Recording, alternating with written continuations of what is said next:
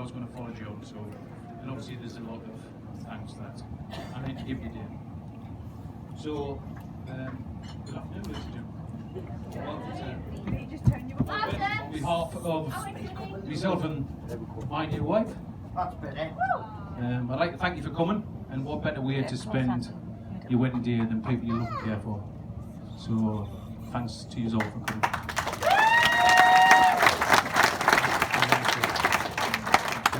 Obviously, not everybody could make it today. You know, we couldn't fit everybody in. There's a lot of people when you get to 40 plus years old. You require a lot of friends and acquaintances, but you know, we've tried to account for everybody that we love and cherish. And there's a few people that I want to mention in particular that couldn't make it today. Two in particular, that's my mum and dad.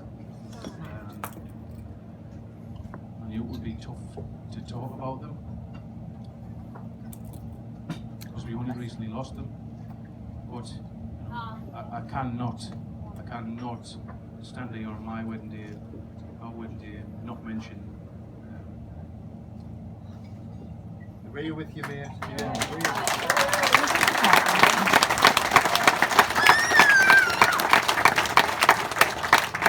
The hardest part is that I was quite close to my dad, and then we fell out. And then I was quite close with him, and then we fell out. So we did have a love-hate relationship with my dad. My dad was a lot of things, but he did teach us some really good values in life, and I'm sure the lads will agree with that. But my mum and I were very, very, very, very close, and it was an absolute wrench. And I always knew we used to talk about my wedding day since I was a little kid, and I knew it was a day that she. I knew it was a day that she absolutely was probably one of the most important days of her life. Unfortunately, can't be here, but as Beverly keeps telling us, I know for a fact they are here. And when I was sat in the car this morning, I was looking out the window, and it was 4 o'clock by the way. I was excited. And I used to call my mum the duck as I got older because this group here, she'd just be constantly, and this group here as well, and probably a little bit of this group as well. She used to just be constantly shepherding them. Come on. Just all day, every day, 7 days a week, week in, week out. And that's why I gave her the nickname, the Duck. So, as I was thinking about what to say about my mum and dad this morning, I looked out the car window at 4 o'clock, and this mother duck walked past the front of my car with 5 little ducklings. Maybe Beverly is right. She's wrong about King Kong being real.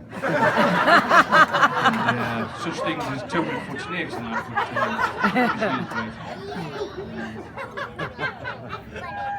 she is right. So, one thing I'd like to finish on my mum and dad is that they brought us up to treat people with love, respect, and treat people how you'd like to be treated yourself, so and you'll never go far wrong.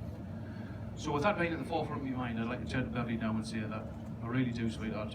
I promise to always love you, honour you, and respect you in the name of mum and dad. And that's a promise I'll never break.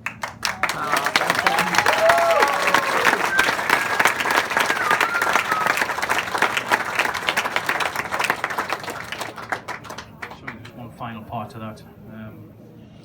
So I know I'm not the only person in life to lose good friends and family. So if you could raise your glasses to absent friends and family. Yeah. Friends and family, yeah. So, a bit of my own back. So, I would personally like to thank John and Margaret. Played a big part in my life, albeit 10 years. It's not a huge amount of time, but it is a long time to know somebody. So, I'd like to thank you both, John and Margaret, for your love and support. And the last 10 years, I've got fond memories of the time that I moved in with you after 2 months. So the bit about, although most of John's story about me wasn't true, I'm the favourite. The part that was true, that I was living in a caravan. I wasn't a gypsy, far from it.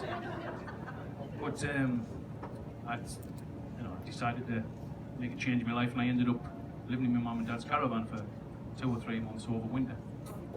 no heating, as you would expect with my dad. How expensive. My dad was a little bit concerned, so he used to pop down every night, every single night, just to check on us. And he would often stay, which wasn't too bad. Alright, son, yeah. And then I suddenly understood, I noticed that he developed this talking in his sleep. I don't know if he used to do that when he was a kid, marrying his sister. I don't know if he developed that whilst as he got older, but it's like 3 o'clock in the morning. He'd be like riding the window home. Come on, son, come on, stop it. He was slapping his leg, and come on. And he usually finished off with a rendition of Popeye the Sailor Man. This would be 3:30 in the morning. So I thought, I said, oh my God, I've got to get on with it. And then I met with Beverly, and I think John and Margaret could see from a very early stage, even though we knew each other from being quite young. We hadn't seen each other for years, but I think Margaret and John knew that me and Beverly had a very special relationship. It was just clear for everybody to see. Whenever they seen us together, it was, I don't want to be soppy, but it seemed like there was sparks. So they asked us to move in within 3 months, which normal for me. I would normally say thank you very much, but no thank you. But there was just something right about it. So I did. I packed my bags and moved in. And it wasn't difficult. It wasn't forced. It wasn't contrived or anything. It was, it just felt so comfortable. It felt like being at home with my mum and dad. And I remember Maggie serving our tea one night, and she would come out, peas for John, peas for the boyfriend, as I was there, chips for John, chips for the boyfriend, chops for John, sorry, 1 chop, 2 chops for the boyfriend. How special am I? I'd only been there a week. His lips started to quiver. Bless me, held it in. But, there was a bit of a lesson in there about love, and, I think John understood that, it wasn't that she loved me more than she loved John. It was the fact that, she was trying to do an act of kindness, and, love could sometimes take a second seat to that. So,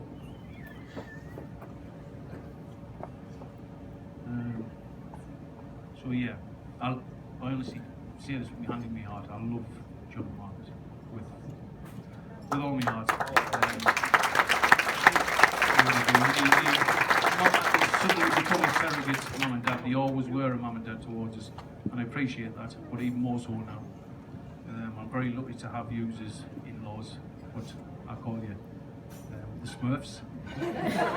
Some people think that's a derogatory term. It's certainly not meant that way, and we certainly understand that. But some weeks ago I was googling the Smurfs and what the Smurfs mean, and just by some stunning coincidence, a Smurf actually is a person who likes to help others and likes to make other people happy. I'll always be the favourite cooney.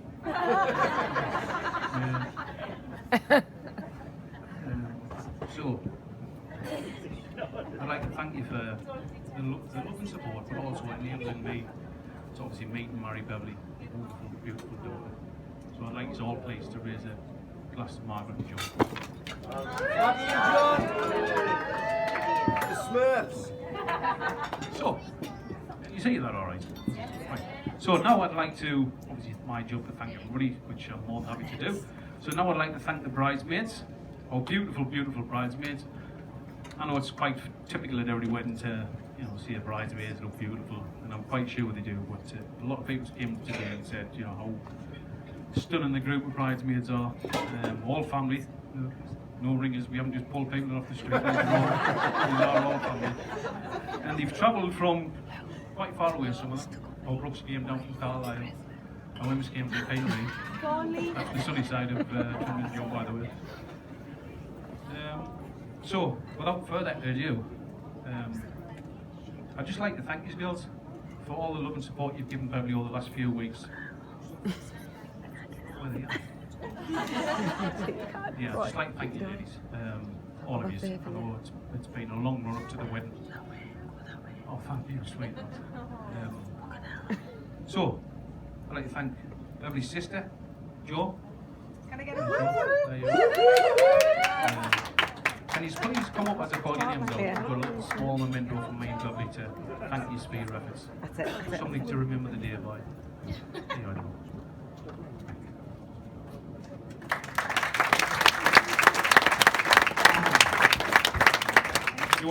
Sorry, Beverly's sister-in-law, Joanne.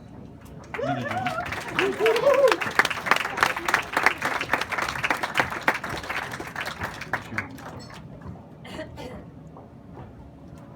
My little sister, which is that way I'm here.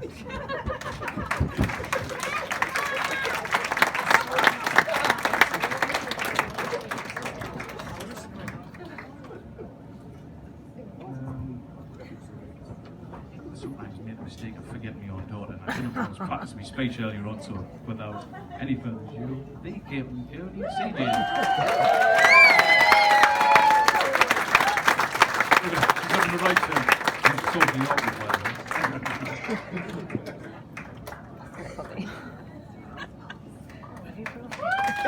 Next we have our lovely nieces. So next up is Brooke. Brooke's traveled all the way from Scotland. I say you're as much as I would too, but I love this one.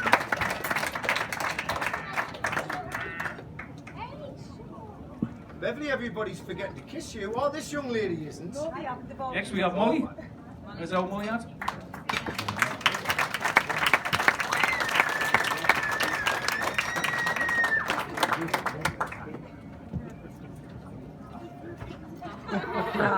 Following Molly we have Gracie.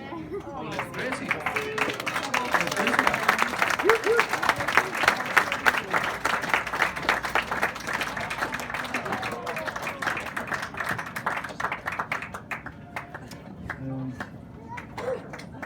After Gracie we have our Ruby.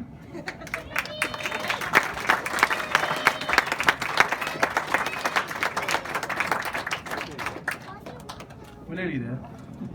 It's Beverly's choice out of this one. And last but not least, special recommendation or a special mention in our family.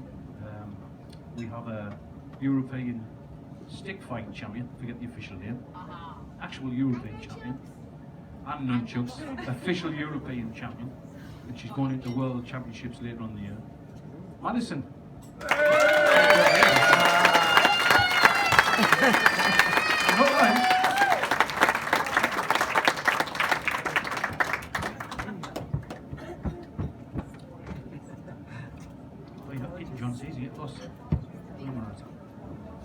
Right, yeah.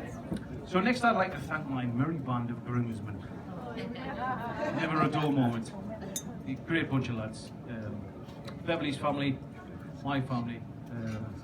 I couldn't wish for a better mix of the family.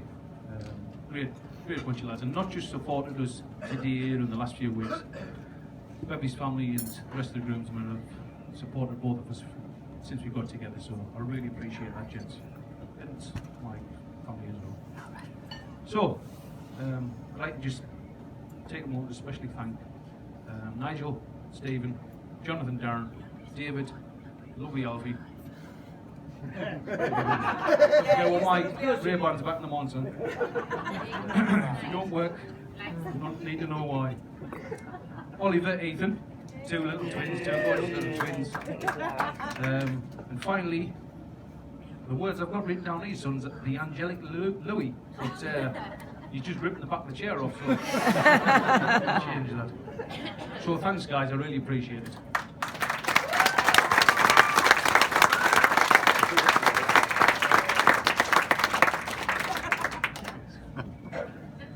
Next up, I'd like to thank my best man, Andy. And I'm going to read this word for word, so I put a lot of time and thought into thanking Andy.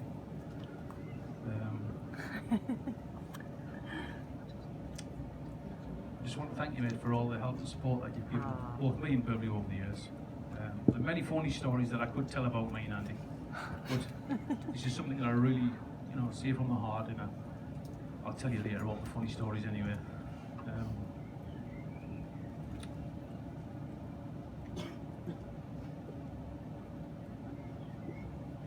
I did want to make sure that I thank Andy on behalf of myself and Beverly for standing by us through some really difficult times.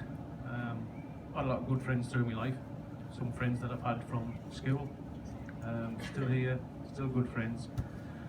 And it's only through the tough times that you really realise who your friends are. And I did go through a tough time, and Andy, bless him, stood by us through all of that, even to his own detriment at times.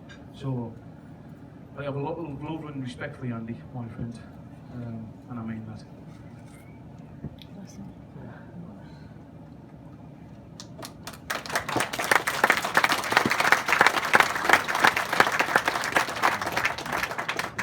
Okay, I'm nearly there, folks. Nearly there.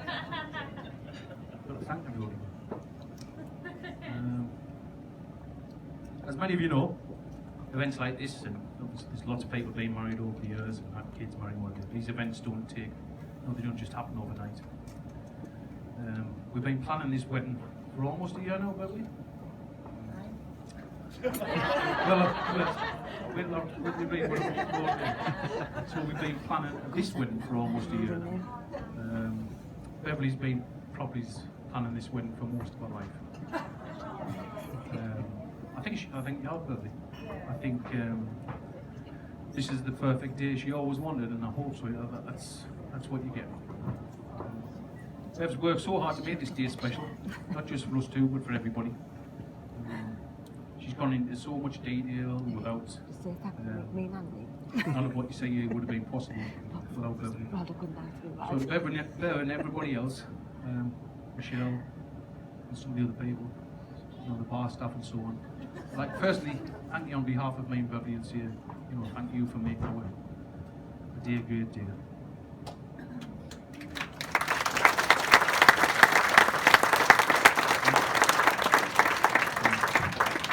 Now on to my beautiful wife. Honest, I was trying and everything right, and this is one, my beautiful wife. I was thinking, beautiful wife, beautiful wife. Doesn't that sound nice? But I was what a soppy mess I was at 4 o'clock this morning. But I loved writing it, and I could have wrote 100 of these, Beverly. But thank you for agreeing to marry me. I have so much to thank you for. I love you with all my heart. Truly, you're my world. I'm sure everyone will agree that you look stunning today. You truly do. You took your breath away when you walked in the road. Then again, when you love somebody, you look stunning to me every day. I wake one morning at 4 o'clock. I look stunning. Me and Beverly quite often wake up at 4 o'clock in the morning, don't we? It looks stunning. People say this will be the happiest day of our lives. And right now I wouldn't disagree. Genuinely, I'm happy. However, this does seem as if it's a bit of a downward slide from here. Whether that's true or not, it seems so. Although I feel like every day I wake up next to you and look at you with your hair like Papa Smurf. So Beverly has that dad's hair. She'll wake up and all the back of her head will just be like scrubbed. She's kind of a cross between Papa Smurf and what's the guy of Back to the Future? The Professor. But Beverly, honestly, she's so funny. She's so funny. So I honestly believe when I wake up, every day will be the best.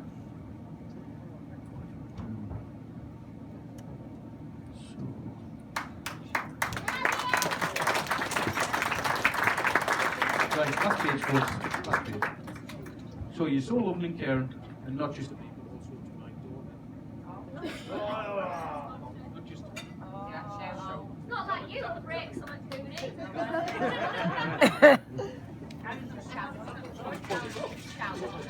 Oh, nightmare. So I'll repeat that. Are you listening to it? So you are so loving, and I mean that, and caring, and not just to me, but also my lovely daughter CJ. Been in CJ's life for the last almost 10 years, and I know you've built a special bond and friendship, and I appreciate her for that. And also my friends and family as well. So I know you've looked after my family, fed them, watered them, took care of them when we went through some tough times. I'd like to say a special thanks for your love and support throughout my mum and dad's fight with cancer. Although it was never a test,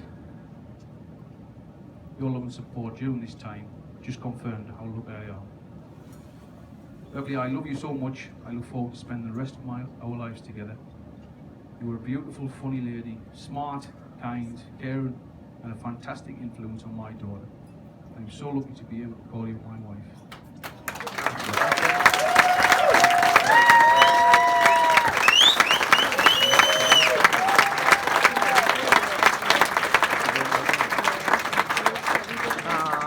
Go and see him.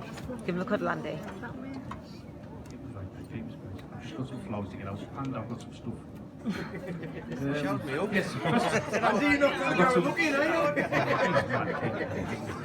you must have some good stories.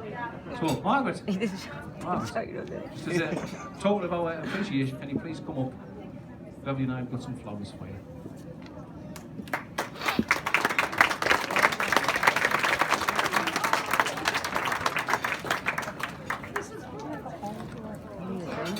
We need a drink, don't we?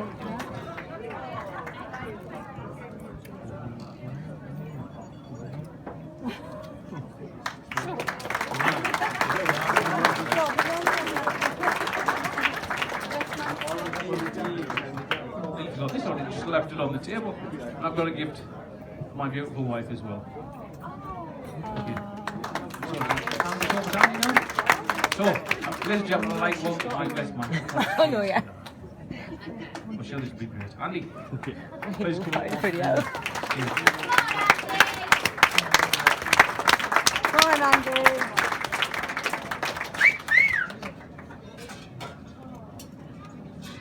Can I just start this by thanking you, Cooney? Forgive me, that's what I call it, that's how I've always known you, and you've known me as Paulie. Thank you for asking me to be best man today. This is a big deal. Thank you, Cooney. There's many people Yeah. who have asked. Thank you for asking. We'll fight the phone.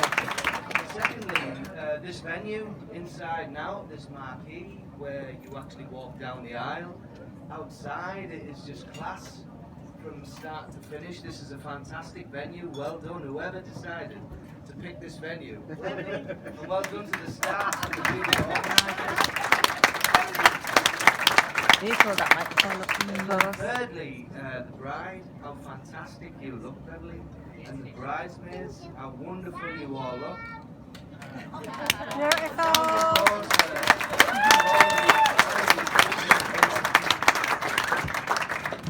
It's been left to me to explain how these two people met. I expected this to come up in a previous speech, but it didn't, so I'm going to have to do it.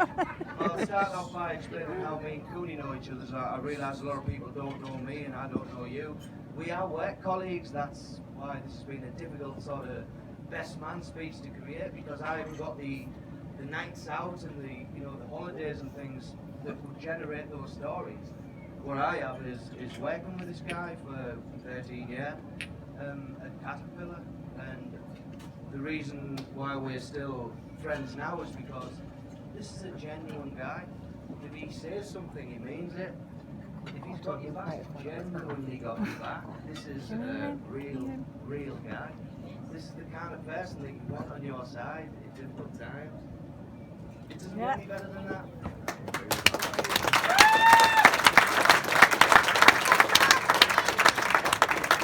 So how did they meet? So they actually met around 30 years ago, and I don't even know if you two can remember that.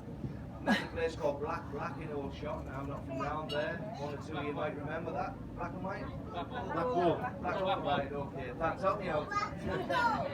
So they're in there, and they're like 16-year-old or thereabouts, and they're there enjoying their night. And Beverly was a big deal back then. She was in the papers, and she was just breaking into the modelling industry. And Cooney was going to the toilet one night, and he's squeezing through. As he's squeezing through, he's squeezing. And there was a point in that night where he came face to face, and she looked at him, and he looked at her. And this is his internal monologue, and this is how he told me it. He said to himself, I will marry you right now. 16-year-old, 16, 17-year-old. So as that night progressed, one of Cooney's friends walked Beverly home. Cooney went home with a fish lot, raging hormones. fast forward 15, 16 years later, obviously the careers took them in different directions. Beverly went off to round the world on a modelling career, ended up in Greece, settling down, spending some time there. Cooney got a job as the toilet cleaner in Caterpillar, where his motto was, no pot too marked. And I remember going in there on my morning break and he'd organise all these pretendy aftershaves around the sink. He would say, no Armani, no Punani.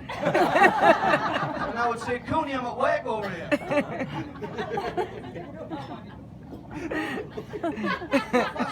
Fast forward 15, 16 years later and he reconnected via social media. And that was Facebook, which surprised me. Because prior to that, I only ever known Cooney use Grindr. Someone's going to have to explain that to me. Literally, they got back together and after 3 weeks, moved in with Beverly's mum and dad. Fast forward now, what, another 6, 7 years? 9. Is it 9 years? Flew by. And here we are celebrating the communion of these two beautiful people who've gone through a lot. None of that matters. What matters is you're here today and you're going to move forward. You're going to move forward in the best possible way. I'm totally honoured to have been asked to be your best man. Now, thank you, Beverly, for letting him ask me. And I wish you both the most happiest possible life that you can have, because you deserve it. Genuine people. With that, I'd like to open the radio crackers and say, I'm going. Happy Christmas to Gary and Bev. Gary and Beverly. Cheers, thank you.